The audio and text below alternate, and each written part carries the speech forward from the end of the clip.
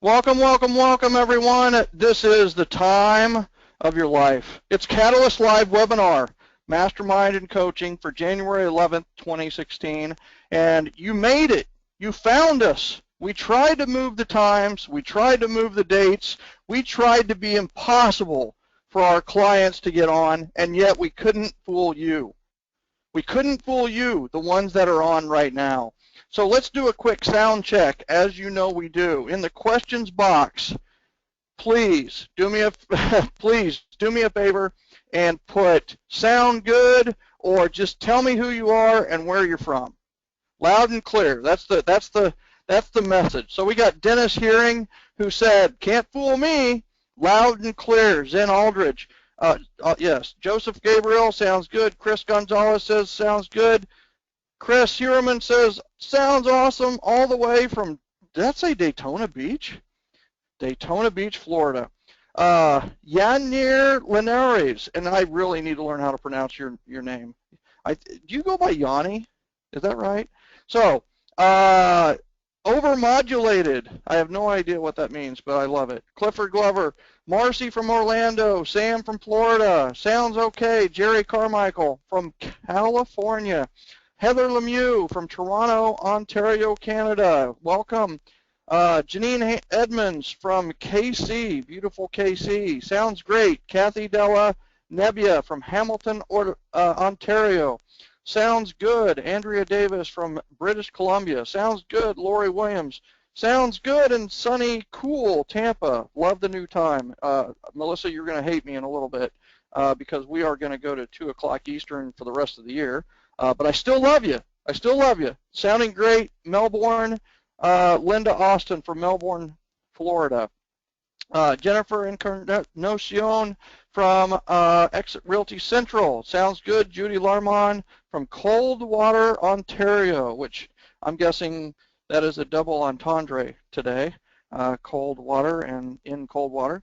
Sounds good in Dallas. Anthony Armstrong, great. Michelle, Cynthia Bear, sounds perfect. John Hand, Lisa Medford, loud and clear from Hilton Head Island. She is Hilton Head Island. Nada Rothbart from Sonoma, you sound fantastic. I love you. Nada, you always get extra points with that one. I am here, and you have a face for radio. Tim Lamb, my buddy from Iowa. And Michelle in Napa says, sounds good. Wendy Lant says, great. Sounds great. Hi, Wendy. Glad you're on.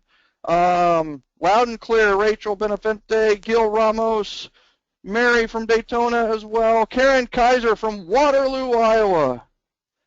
Angie Harness says you sound great. Down 3 pounds. Chris Heuerman is already down 3 pounds in 11 days in the new year. How awesome is that? So, love you all. Thank you for being here today. Very special edition of Catalyst today. Very special for many reasons. Different day, different time, special guest, different topic. It's crazy how cool this is. So today's about planning your work and work your plan.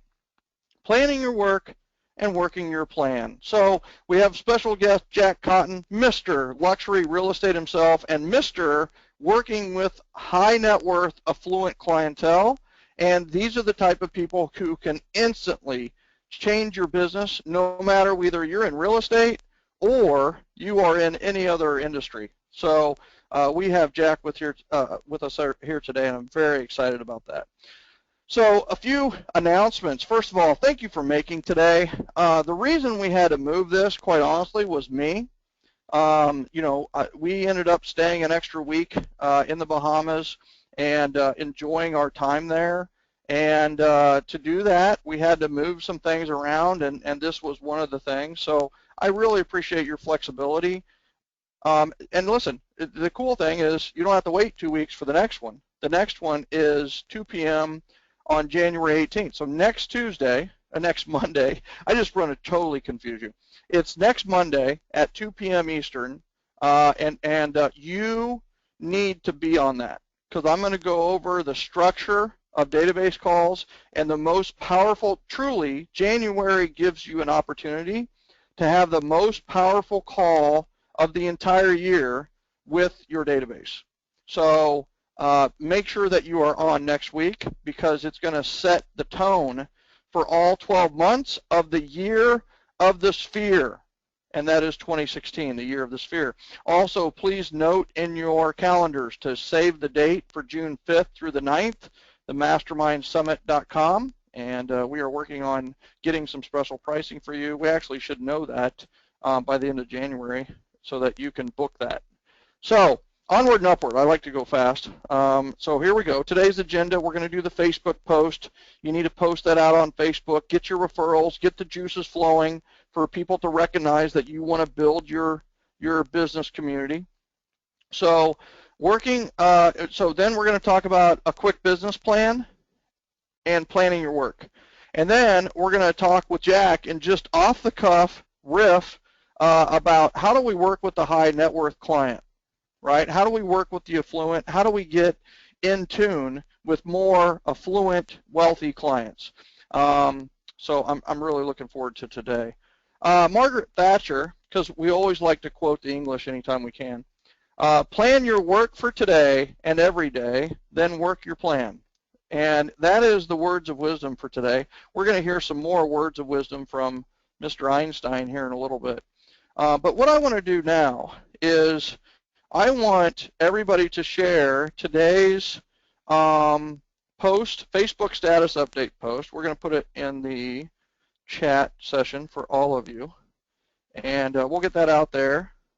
And I want you to copy and paste it out of the chat session down below and post that on your Facebook right now. So I want you to go and do that, and then come back. Right? That's one of those things where it's like, this is dangerous from a speaker standpoint, is to post, have you go to Facebook. But I know you're the top of the top, and you will be back. So I will see you in a second. And while you're doing that, I'm going to answer some of these questions. Chris Heuermann's down 3 pounds, and I want you to know that Tom Kane is down from a 44 waist to a 38 waist. He's down 6 inches around the waist, ladies and gentlemen. And his new goal is a size 34, which I bet Tom Kane has not been a 34 since high school, right? So 34. And Tom Kane says, I love the year of the sphere. 2016 is the year of the sphere. Everybody is now saying, way to go, Tom Kane. Go, Tom. Go, Tom. And that's awesome. So Zen Aldridge is being a smart aleck. I know he is. He says, so the next session is Tuesday, January 19th at 2 p.m. No.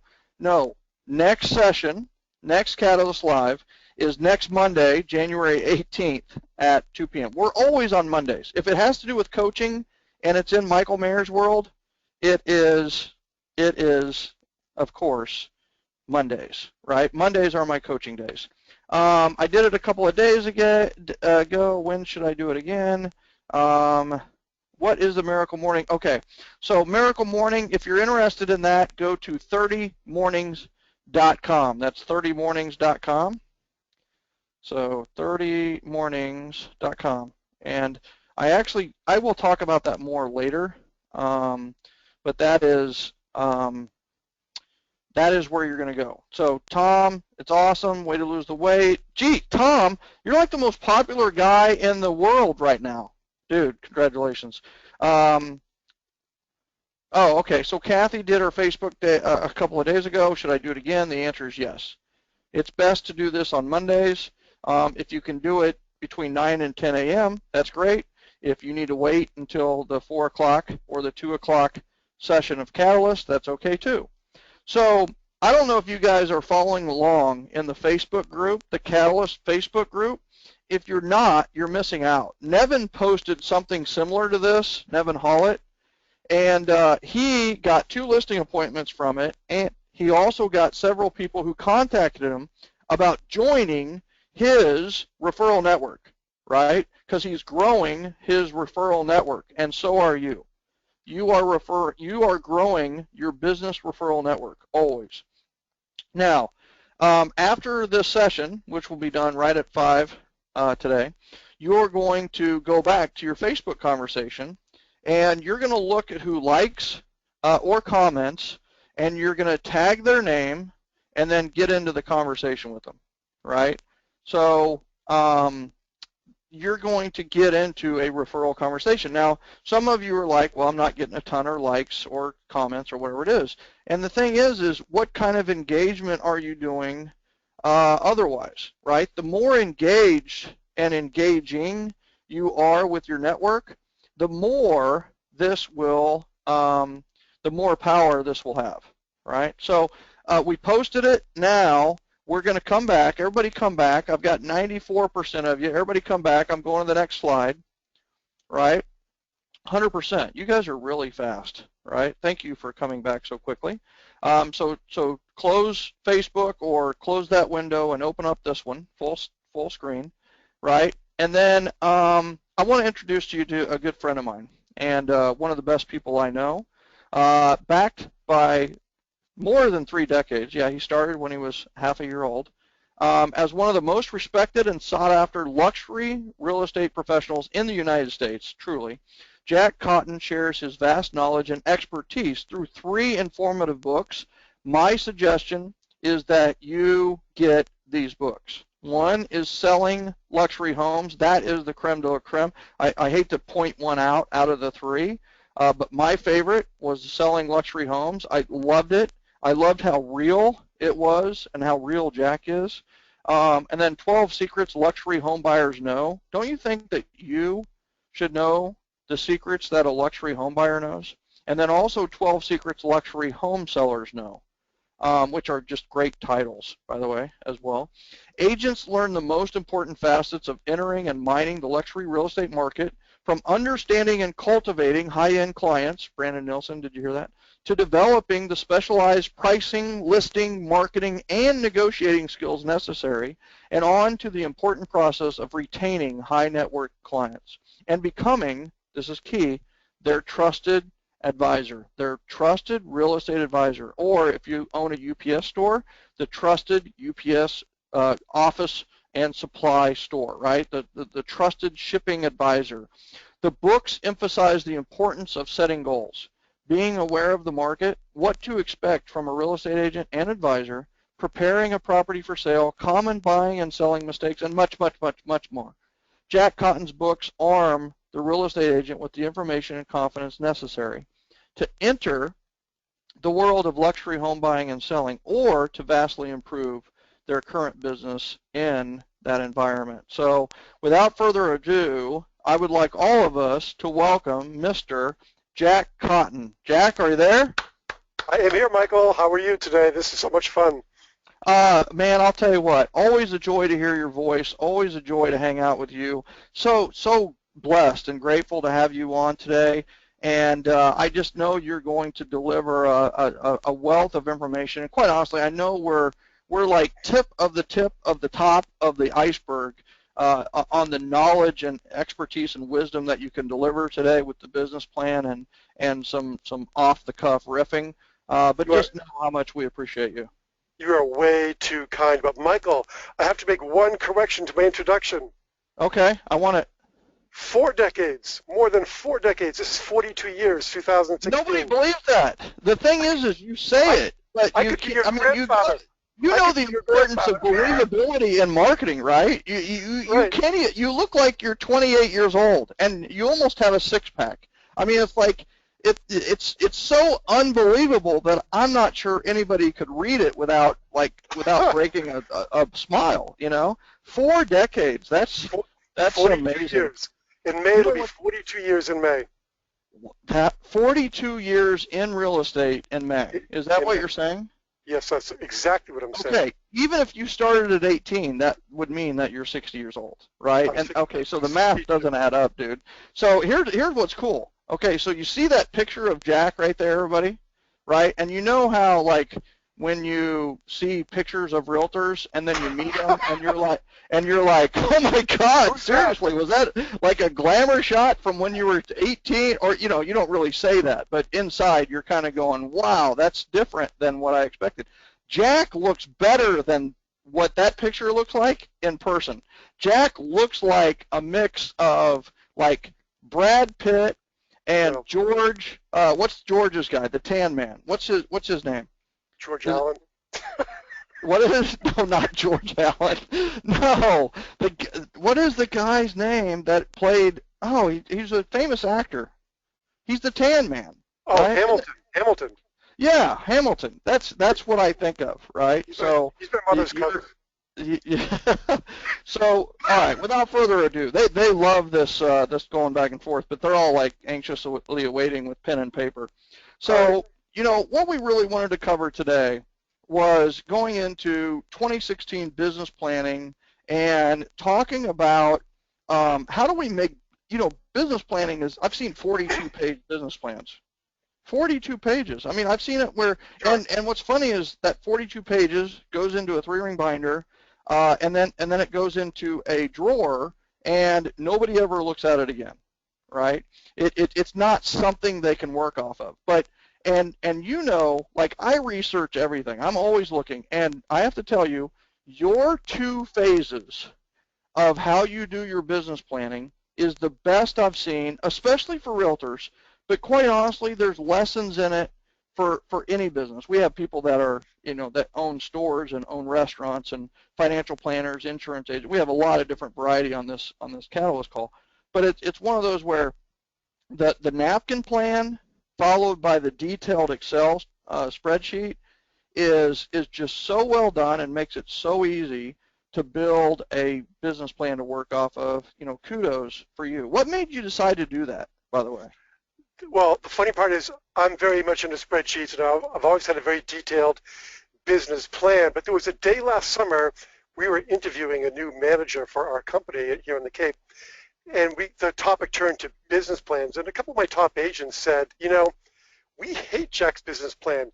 It's too many pages. It's too detailed. It's too hard. I want to do my business plan on the back of a napkin. And so I said, I'm like, wow, you know what? Then I'm going to make a business plan on the back of a napkin. So I created it. I went to my graphic artist and I said, design me, put this business plan on the back of a napkin, but it can be an 8.5 by 11 napkin. And then I'm going to give it to my favorite agent, Gene, here and say, Gene, your worries are over. I have made a back of the napkin business plan just for you. And it was so cool, so awesome that we're sharing it with a lot of people. And what I like to, so when you talk about you just came back from vacation, and the whole premise of my business planning, Michael, is that if you think of how much planning the average person puts into a weekend vacation or a 1-week vacation, it's monumental. If people spend a fraction of that time planning 2016, they would be light years ahead of their competition. And even just doing my back of the napkin business plan will just change your business life for this upcoming year.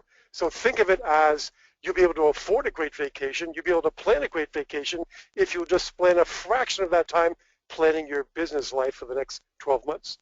Yeah, I would say that you would laugh only because you know me. Is that so? So we just got back, 2.5 weeks in the Bahamas. Enjoyed the heck out of it, and it's always worrisome to leave, but it was one of those where we actually had nothing planned for the actual vacation, right? So many people, they spend so much more time on the vacation and less, and we're the ones that we're always planning, so it's like we won't plan anything. Well, I'm there for 6 hours, Jack, you're going to love this, and after 6 hours, I was so discombobulated and so like not knowing where I was that I sat down, and you're going to laugh, I time blocked the 2 weeks that we were going to be there with Max and Sherry, making sure that what we did it included what everybody wanted to do on certain days, and we even checked the weather to make sure that the day we went fishing was supposed to be sunny,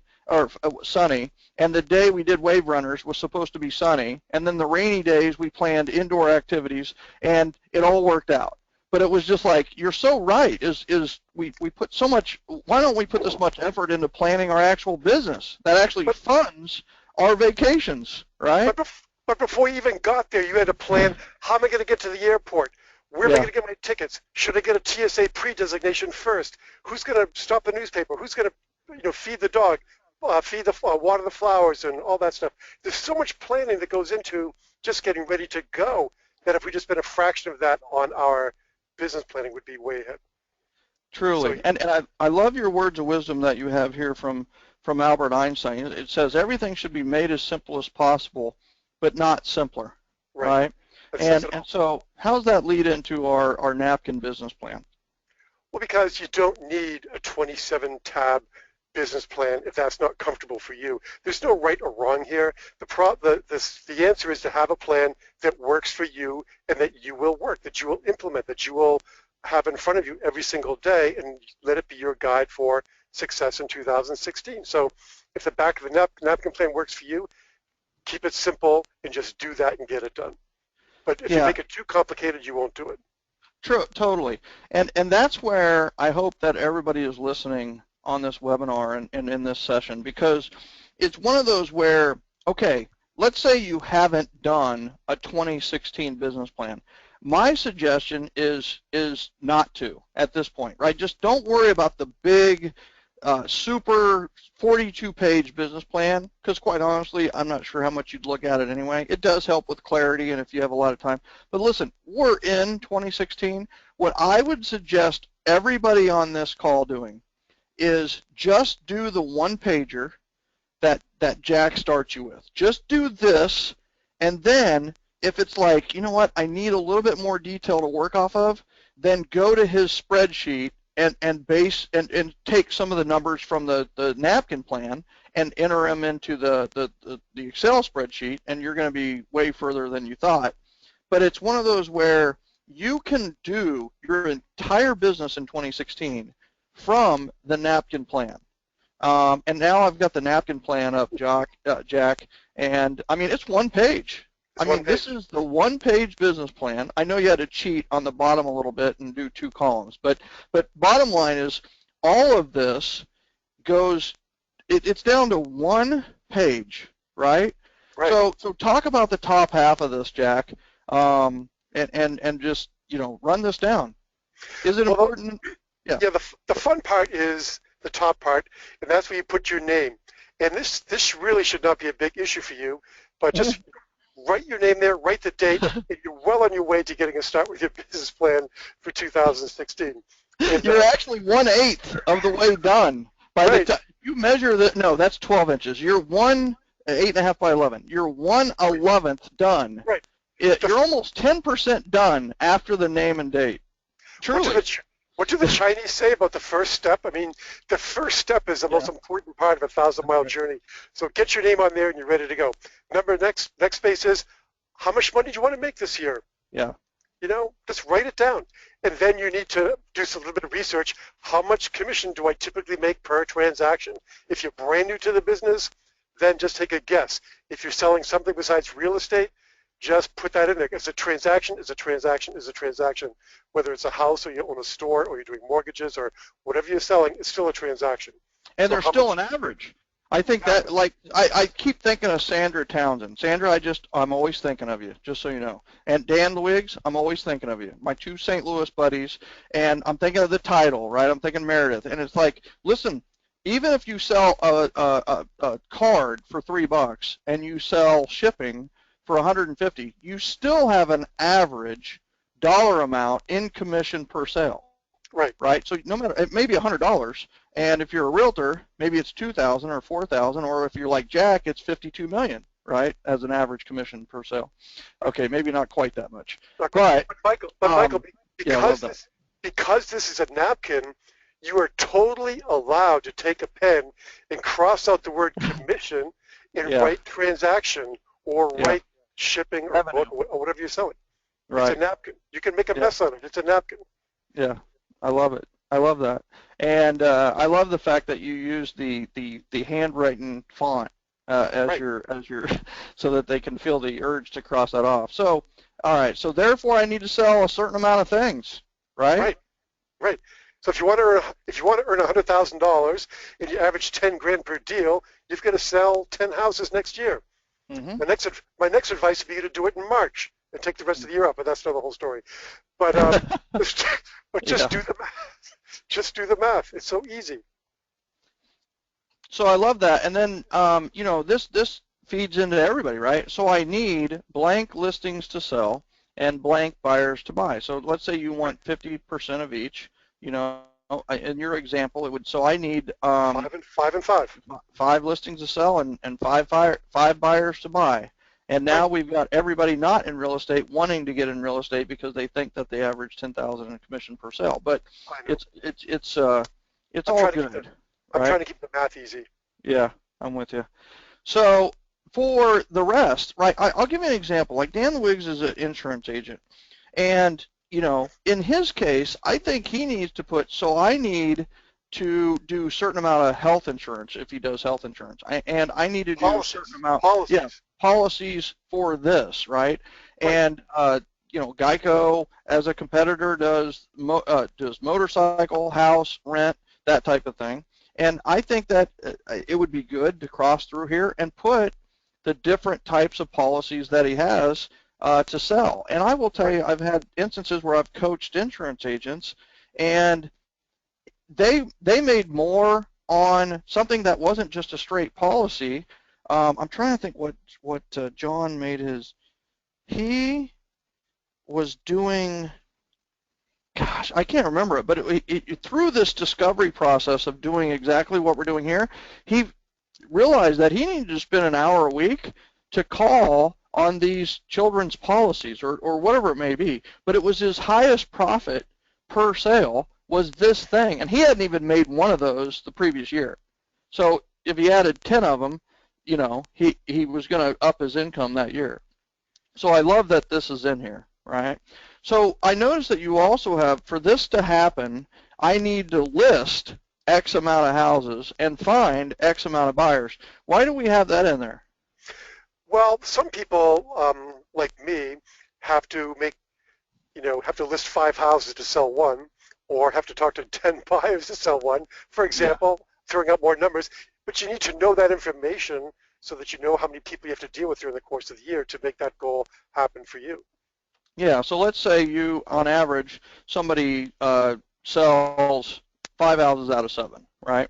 So this would say I need to list 7 houses to get my 5 listings to sell, and maybe they're at 100% with buyers, right? So in this case, they need to only find 5 buyers because they're going to sell 100% of those, and so that helps them maybe make a bigger plan, right? Right. We Exactly. need to know our conversion ratios, and Exactly. all right, and then we go into my why, and you give them 3 lines for my why. 3 whole lines. And Yeah. I also left room there so you can actually you can do between the lines. Mm-hmm. And you can have a glass of wine and while you're doing the lines. But anyway, because if you have a goal of 100,000 or 200,000, whatever the case may be, that's all well and good. But why is that important to you?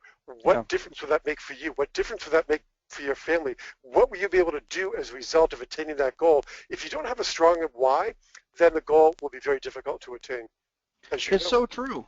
We just covered SMART-er goals, like you've heard of SMART goals, right? Specific, measurable, attainable, relevant, and time-bound. And I introduced everybody to something I've been teaching for a while, which was SMART-er goals. And the E and the R had their own words associated with them. The E was exciting, right? Okay, so you have your SMART goal, but why? What's the because, right? What's most exciting about this SMART goal that you just put? And then the R was, what's the reward? And you and I on your boat had a discussion about this very thing, about, okay, we need to make the goal physical. We need to make it real, Right. The fact that you want to help a lot of people and make a lot of difference, you know what, that's awesome, and that's going to happen. But all right, so what's the reward to you, which for some people could be the very next thing on your sheet here, which is I want to take blank days off per week next year and do blank vacations of a certain amount of days each, right? So talk about that a little bit.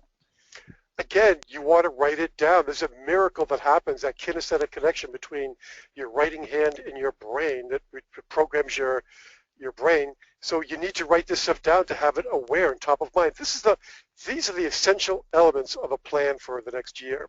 And so I think we're planning how much we're going to work. We're planning what our ratios are, how much money we want to make. We've also got to plan, like Stephen Covey says, the big rocks first. And this, what I would call this a big rock, taking days Yeah. off and taking vacations. Days off and vacations are big rocks. I mean, and that's what's cool about, we take off the last week of the year and we take off the first week of the new year. We've been doing this for about 16, 17 years. And it's one of those where, you just put it in. In fact, one of the things that we talked about while we were there is where we're going next year. And so, I mean, it's like the whole family's excited, and it's like a cherry on top of the year, right? But here's what I'll tell you, and you know this, Jack, and everybody else knows it, is that if those 2 weeks weren't scheduled off, I can tell you that the mayors wouldn't take them off. We wouldn't. Happen. We wouldn't. It would have been nicer just to stay home, quote unquote. We would have made 1,000 excuses not to go somewhere, Right. and I'm so glad we went. I mean, I'm so refreshed. I'm so on fire, and I just had this conversation with a coaching client today where he sounded different, and he had just got back from a week vacation, and he is a high-strung, driven, like achiever, right? Like we all are. Like everybody on this call is. So we do need to take that vacation because it lets the brain relax and lets the body relax and catch up health-wise, right? So it is a big rock, definitely. So let's go to the second half of this, right? We're 50% done with our entire business plan, and we've written like 10 or 15 things. Right. So we're rocking and rolling. Now we need to go into some depth, right? So the second half of this talks about expected expenses and also sources of business and areas of improvement. So talk about, and this one actually surprised me. Your 5 largest expected expenses next year include. So, and the first one kind of surprised me. And then go through this for maybe some examples you've heard of or seen. Well, I can't get Howard Brinton out of my mind, who always said pay yourself first, pay your savings account first. So this is a sort of a tribute to him. So if your goal is to make $100,000 next year, what percentage of that is going to go to your retirement plan or your savings account? Yeah, so 10,000, 15,000. What is right. it going to be? Right, 10% would be 10,000.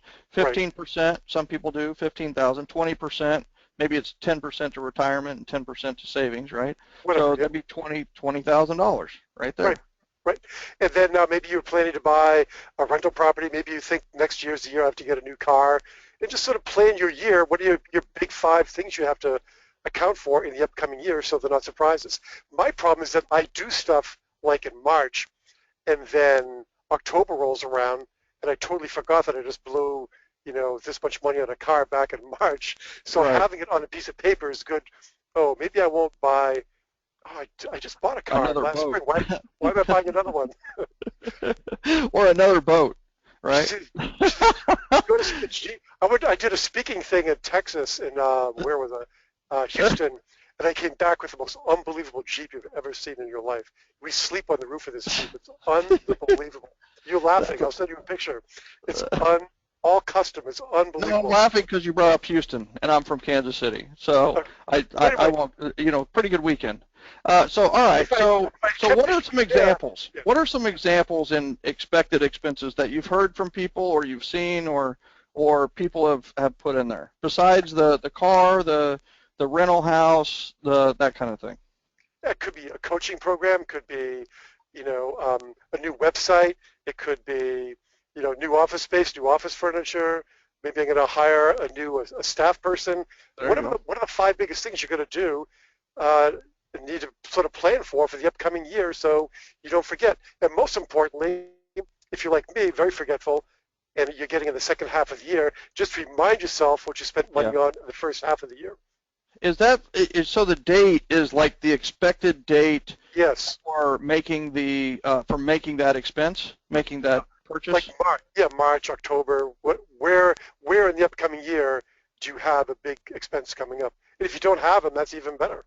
Yeah, very cool, very cool. That really does make you kind of think about your plan for the year. It's just like, will we need a car?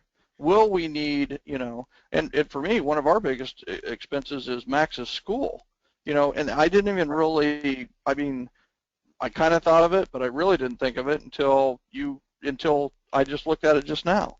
Yeah, it's So a it's lot. it's kind of interesting, right? And maybe we should go public schools from now on. No, anyway, Like yeah, so like July 1st, I have to fill the tank on my boat for fuel, and it's 2 grand right there. So I got to mark that down so I don't forget.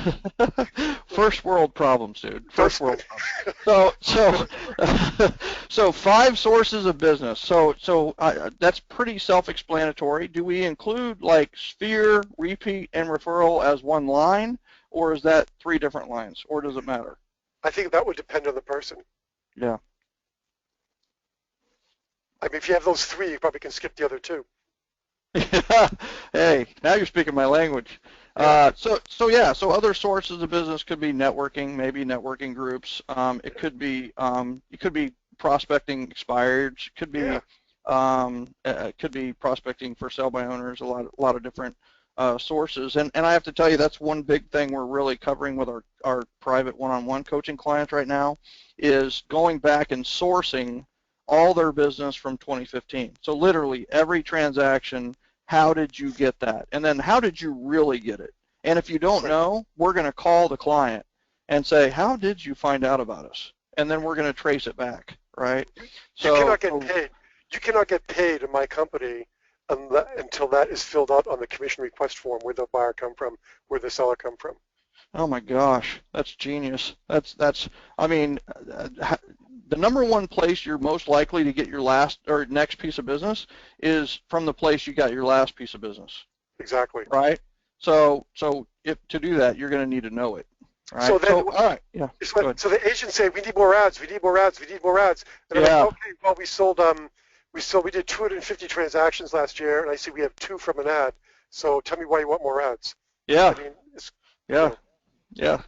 And looky here, you've got 200 of them from Sphere, Repeat, and Referral. Maybe you should right. call your database. Let's do some more. Let's do some more of Yeah, that. Just a thought. Let's do what works. yeah. It's a novel idea. Yeah, so let's talk about the 5 areas of improvement for next year. And I wonder, well, talk about that a little bit, and then I have a question for you. Well, again, what do you need to improve on next year? Do you have to do a better job of business planning? Do you need to take some classes on that? Do you need to do better on closing, on prospecting, on time management? Where do you need improvement? Just need, coaching for a better conversion ratio, better presentation skills. What do you need to improve on so that you can go back to that top section of the business plan and have the ratio be a better ratio? I love that. I love that. And tell me this, is there a reason on the sources of business and the areas of improvement that you use the number 5? Was there a significance to that, or is it just that's what fit on the napkin? I ran out of paper. I Yeah, have to get a yeah. bigger napkin. I'm going to go to Charmin next time. No, Charmin. Yeah, you could write my business plan on a piece of toilet paper, that's for sure. So, but here's what's interesting, right? Is that I would guess that people after the 5th largest expense, it probably goes down pretty rapidly. And I would guess that people would be hard pressed to find more than 5 sources of business. Right. And here's what's interesting about your 5 areas of improvement for next year is that research shows that it takes 66 days on average to embrace a habit, right? Some people Okay. do it faster, 21 days. Some people take a lot longer. They could take up to a year. But on average, it takes 66 days, and this is according to the One Thing by Gary Keller, 66 days to form a new habit. Well, if you look at how many new habits you could form in a year, it's 5, right? So 5 times 66 is 330 days, right? So Right. what's interesting is I would challenge the Catalyst members that are on this to put what are the 5 habits that you could change that would make the biggest change in your life if you had them, right? For some people, it might be quitting smoking, right? You can quit smoking in 66 days, right? It might be time blocking. And I will tell you that when Gary Keller asked me, like, Michael, you have all these habits, all these rituals, all these systems. If you had to throw them all away and start over with just one, which would you defend the hardest? Which is the one habit, the one thing habit, right?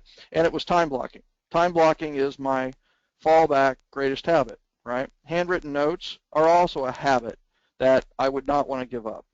So it's like, what is the habit that would make the biggest difference in your business if you had it, right? And guess what? You could do all 5 of those over the next year by doing one at a time for 66 days. So I love that. Perfect. So after all that, and I love the napkin, after all that, they have a business plan, right? You got it. They have their schedule and what they want to do all in one place, and you can literally write your answers in, put this above your desk or next to your desk, or frame it and put it on your desk. You could have this next to your. I wish. Where were you when I was doing all this? You know, when I was in real estate 100% full time, right? It's just like this. I would have had this printed, written in, and I would have had dates for the 5 areas of improvement, right? So it's like this is great stuff. Great stuff. So it's fun stuff. yeah, great stuff, fun stuff, necessary stuff. It makes business planning at least enjoyable, right? Right. So then we have another action item here is you need to go and download Jack's full business plan. And for some of you that aren't realtors, this would be a really great share for the realtors in your life, right? We have title company, warranty company, and so on and so forth. This would be a great share for them, and it's luxurybusinessplan.com.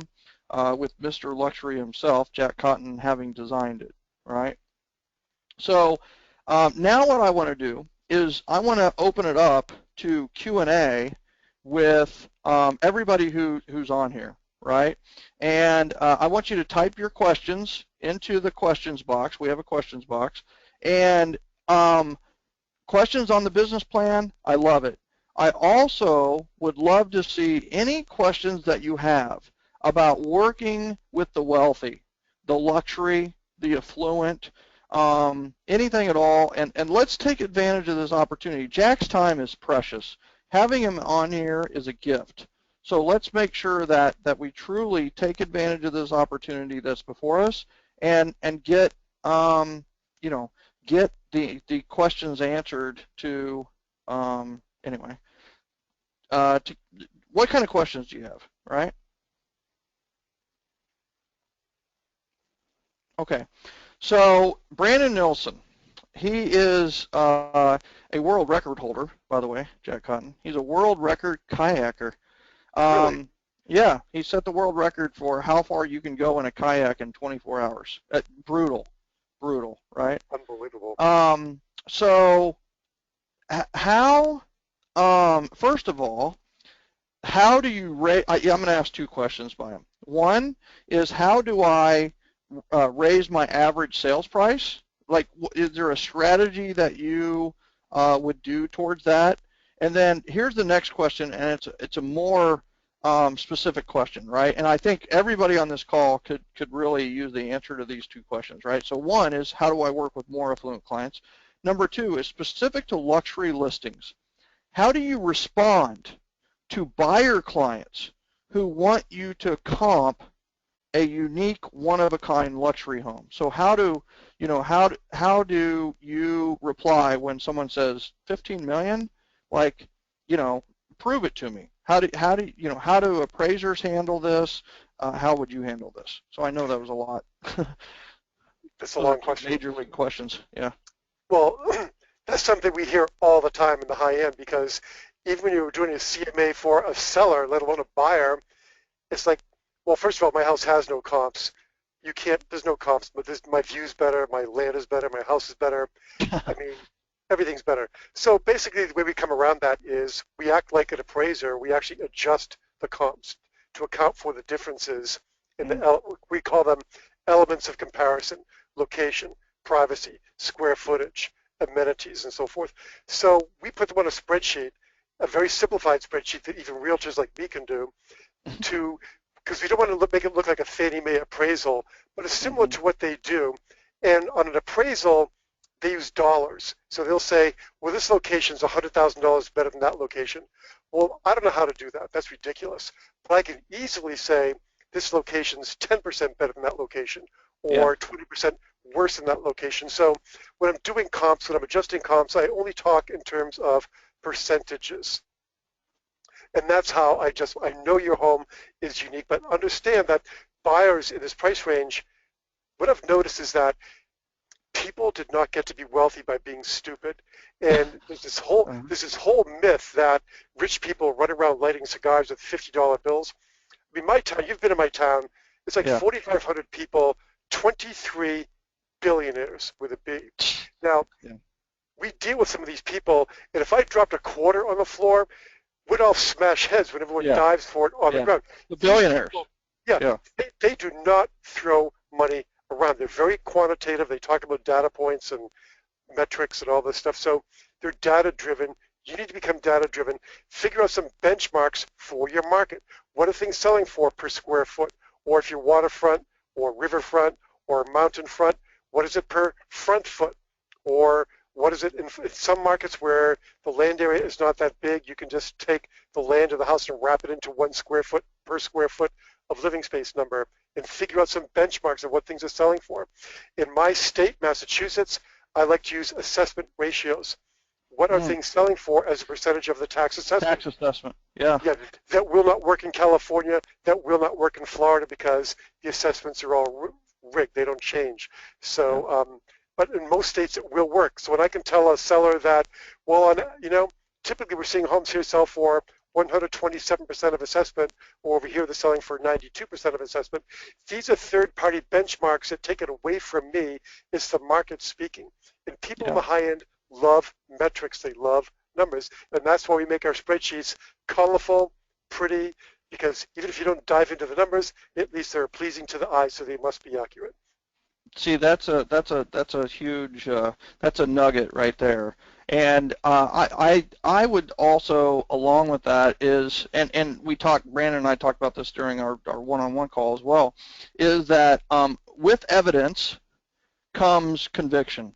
And just like in the legal field, the more evidence you have, the more convincing you'll be when it comes to proving a comp, right? So with evidence, the more you gather the evidence, the more passion and conviction you will speak with when it, and that's 80% of the battle is how certain are you of that pricing.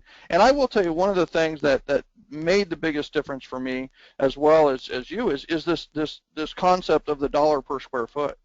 Right, the dollar per square foot of lakefront is going to be pretty close. The dollar per square foot of Lakeview is going to be pretty close. The dollar per square foot of a certain neighborhood is going to be pretty close. And what's funny about that is the market determines it, not you. Right? You're proving it from the souls that, hey, listen, this is $900 a square foot for this neighborhood. Over here, they're getting $9.75 a square foot, and that's over 12 years of data, right? So it's like that's pretty much what it's going to be. I'm sorry, but that's where you're going to be, and we'd all love to be at 900 or 975 a square foot, but the bottom line is that some areas just sell for more than the others, just based on reputation and schools, different things, right? And that's the way it is. So more questions here. Is Brandon, let me know if that answered those two questions. One of the biggest common questions here is how do I break into the luxury market, right? So Rachel Benavente says, what are the best ways to tap into the luxury market when you're newer to real estate? How do you work with them? How do you get into it? How do you raise your average sales price? So those are all kind of similar questions. So how would you answer that? Well, in the time we have remaining, it'll be tough to cover all 7 steps of what I would normally say, but the number one problem, the number one thing that keeps agents on the sidelines of luxury real estate is their worry, is their frustration, their obsession with what I call the big O. The big O, the big objection you might get from a seller, which is, well, Michael, how many homes have you sold of over $1 million? Well, Michael, how many homes have you sold in my neighborhood? Well, Michael, how many buyers do you have for homes of $1 million? And even today, after 42 years in the business, if I go into a new market, which I do on occasion, a seller will say to me, well, Jack, I had this happen to me last summer. Well, Jack, how many homes have you sold in this area? And that fear goes right to your core. What if they ask me that question? What am I going to say? How can I change the subject? How can I distract them? What can I do to make them forget they asked that question? But my advice to you is to make that an advantage. Hit it square on, head on. And I simply say, you know what, Mr. and Mrs. Seller, I have never listed a home in your neighborhood. I've never sold a house over $1 million. But guess what? Yours is going to be the first. I'm going to make my mark on $1 million real estate with your property. As a matter of fact, the last thing I think about every night, the first thing I think about every morning will be getting your house sold. And to take it even further, I commit to you right now, I will not list another property in this neighborhood until we have an accepted offer on your house. Michael, let me ask you this. How does it feel to have somebody this focused, this driven, this committed to getting your property sold? Sounds good. Because here's the thing, Michael. The person you're competing against in luxury real estate, 9 times out of 10, has 20 luxury listings. They never show their own property. They treat it as a, it's expected rather than a privilege or an honor. Yeah. Or even a problem. Yeah, well, they take it as a sense of entitlement. And the more you can come as unentitled and grateful for that listing, for that opportunity, and to make it an advantage, you win them over. You will win them over. So turn the big O into a big A, which is a big advantage, because you're going to give them personal one-on-one service to get that property sold. Yeah, I think you're right. I think that the difference between an agent working a certain market and working the luxury market is 6 inches, right? It's the 6 inches between their ears. Most of the time, it's more in their head than it is reality, right? So here's an example, right? So do you find that luxury customers need more hand-holding than a first-time home buyer? Not really. Not really. It's actually. I had 2 years ago. I had a very unusual month. I sold a house for $19.4 million, and I sold a house for $148,000 in the same month. And because I don't discriminate on price, and I can, they were both interesting sales, but the $148,000 deal was a nail biter.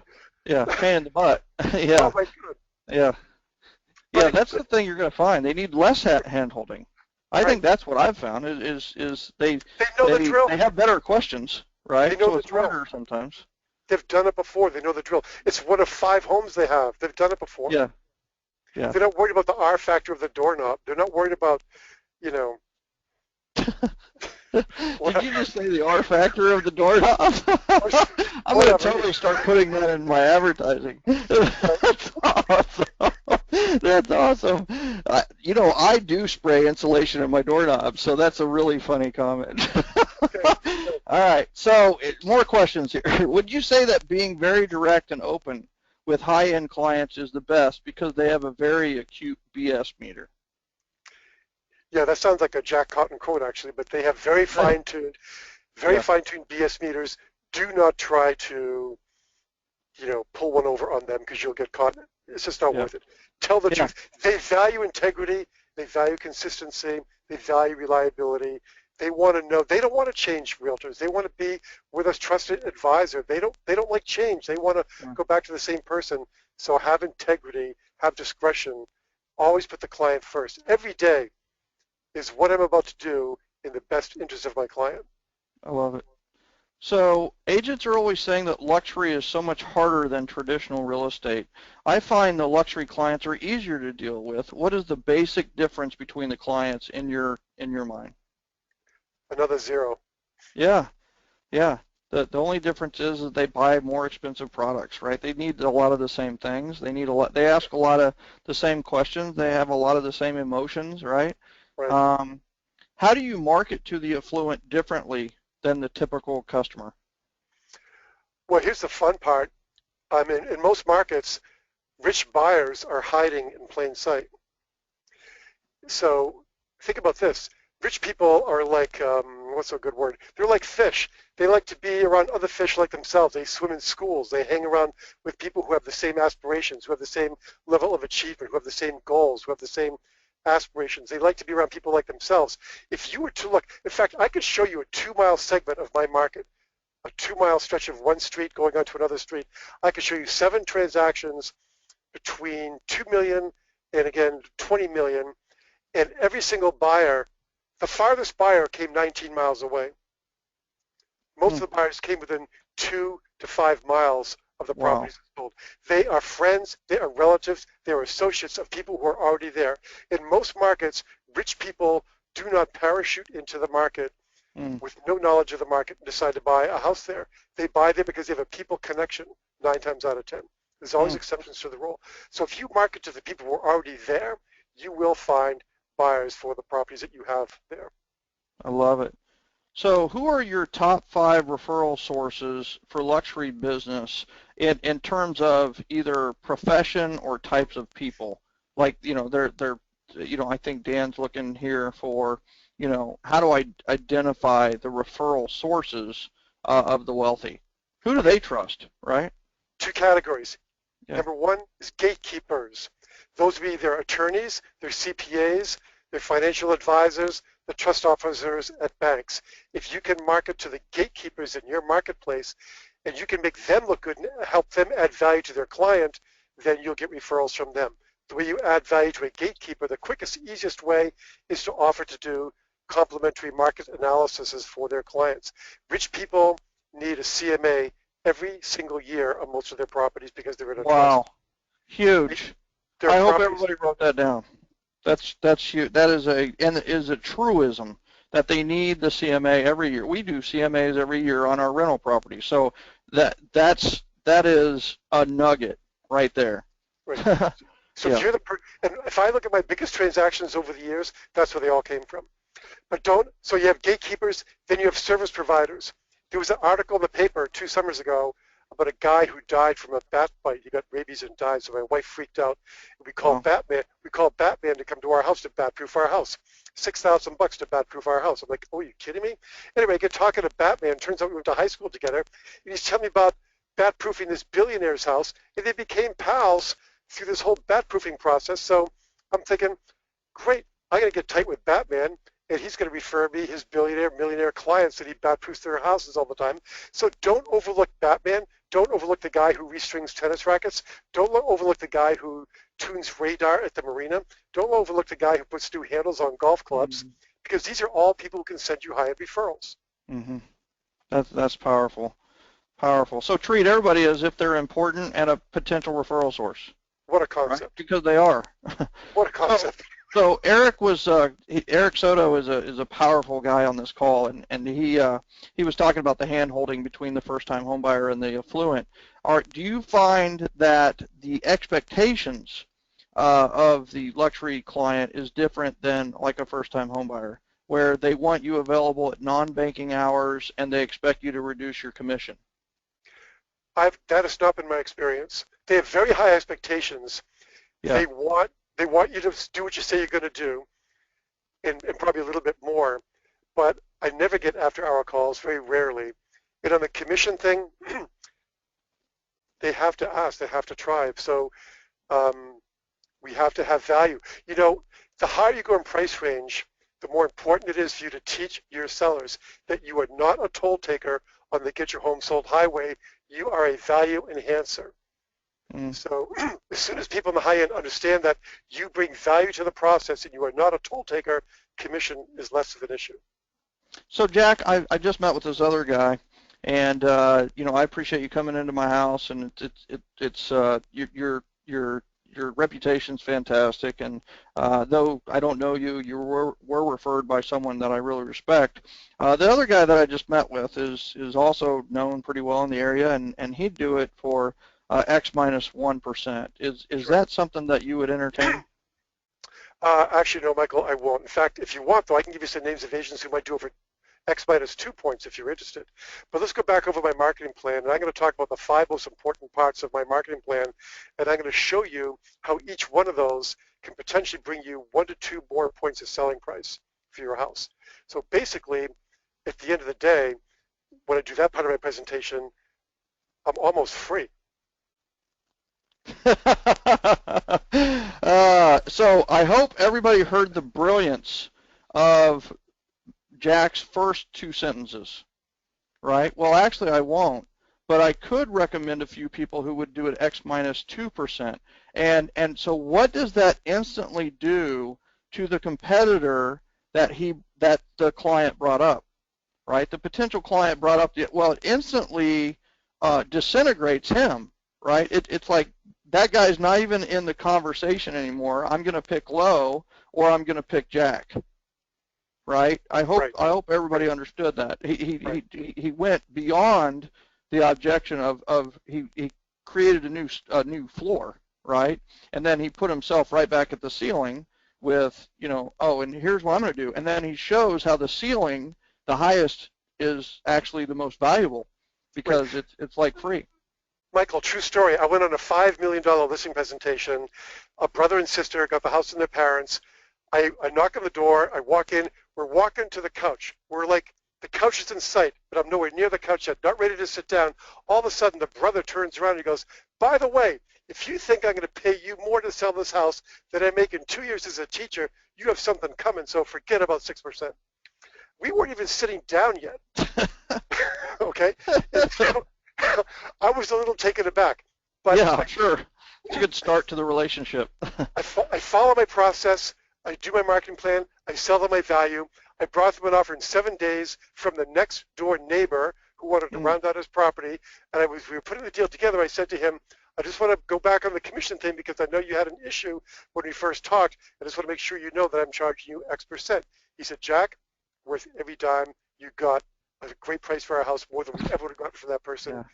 Yeah. We're done. We're great. Congratulations. You know what? I love Sell that. Sell the value. Yeah. I think everybody that's on here, that's a realtor for sure, and everybody honestly, needs to know, like, what does the average get? What is the average sales price compared to the average list price? And you're going to find out it's probably somewhere between 85 and 92, 93%. And then you're going to find that your numbers are probably 95 to 97%. And in many cases, it's 4 or 5% better than the average. So you can use that to justify your commission. Because when they say, well, you're 1% more, and you're like, yeah, I've actually considered doing 2% more because we actually get our sellers 4% more. Right. So I'm not going to do that, though. In this case, you're going to pay 1% more, but you're going to get 4% more. So the net to you is 3% more. Do you understand how that, is of value to you? Right. So it's one of those where that's a number you need to know. And the other part is you need to know your average days on market compared to the market's days on market. So not only do I get you 3% more, but we sell our homes in 66 days, whereas the average on the market is 100 days.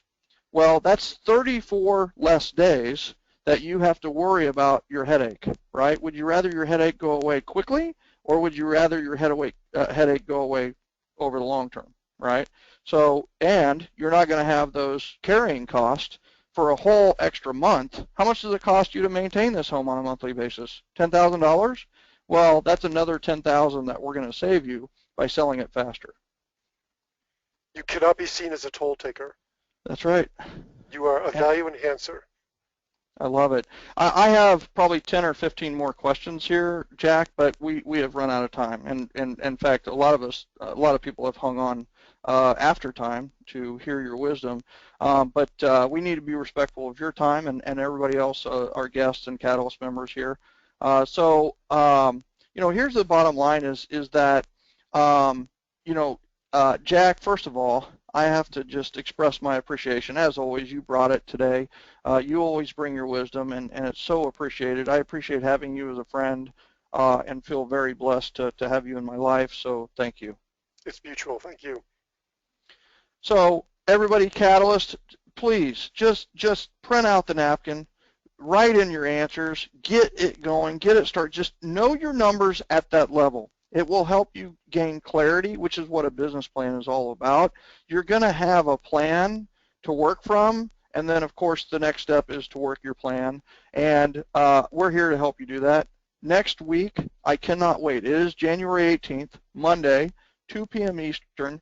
We are going to cover what I would consider the ultimate structure for your database calls, and I'm going to give you the most powerful call that you could ever do right now for your database. I'm going to give you word for word what to say, what to ask, that will benefit you the entire 12 months from everybody you talk to, and you go over those things with them. So thank you, everybody. We will see you next week. Love you.